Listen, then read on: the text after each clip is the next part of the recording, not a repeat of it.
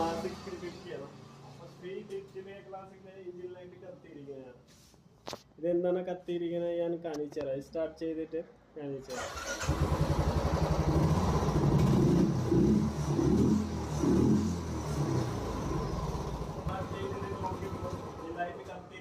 എന്താണ് കത്തിയിരിക്കുന്നത്? ഇപ്പൊ നമുക്ക് OBD സ്കാനറിലേക്ക് നോക്കാം.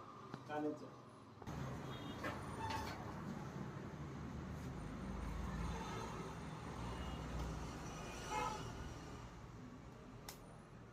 സോക്കറ്റ് കുത്തിയിട്ട് ഇപ്പൊ നമുക്ക് OBD സ്കാനർ കാണുന്നു.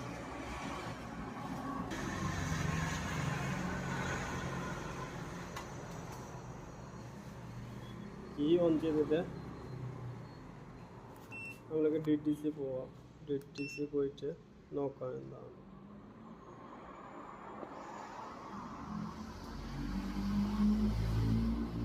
റെഡ് ലൈറ്റ് കത്തിയിരിക്കണം. എന്തെങ്കിലും കംപ്ലൈൻറ്റ് ഉണ്ടോ? റെഡ് ലൈറ്റ് കത്തുമ്പോഴേക്ക് വണ്ടിക്ക് എന്തെങ്കിലും കംപ്ലൈൻറ്റ് ഉണ്ടാവും. സിസ്റ്റം വോൾട്ടേജ് ലോ എങ്ങനെ കഴിക്കണം. പിന്നെ സിലിണ്ടർ 1 ഇഞ്ചക്ടർ സർക്യൂട്ട് ലോ. പിന്നെ engine oil temperature sensor high എങ്ങനെ കാണിക്കണം. പിന്നെ engine oil temperature sensor high എങ്ങനെ കാണിക്കണം. അപ്പോൾ ഇത് നമ്മൾക്ക് എഞ്ചിൻ ടെമ്പറേച്ചർ സെൻസറാണ് മാറ്റണം. എഞ്ചിൻ ടെമ്പറേച്ചർ സെൻസർ മാറ്റിയില്ലെങ്കിൽ ഇത് നമ്മൾക്ക് പ്രശ്നം ശരിയാവും. അപ്പോൾ എഞ്ചിൻ ടെമ്പറേച്ചർ ഓയിൽ സെൻസർ നമ്മൾക്ക് മാറ്റിയിട്ട് പിന്നെ നോക്കാം. സെൻസർ ഇപ്പോൾ മാറ്റിയിട്ട് സെൻസർ മാറ്റി കഴിഞ്ഞിട്ട് നമ്മൾക്ക് ഇപ്പോൾ നോക്കാം. DTC പോവാം. DTC പോയിട്ട് ക്ലിയർ നോക്കാം.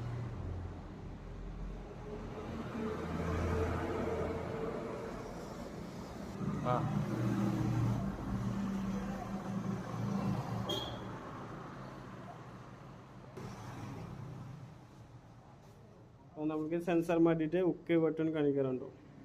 ബ്ലൂ ലൈറ്റ് കത്തിയിരിക്കണം. ഇപ്പോൾ നമുക്ക് വണ്ടി ക്ലിയർ ആയിട്ടുണ്ട്. നമ്മുടെ DTC ക്ലിയർ ചെയ്ത് കഴിയുമ്പോൾ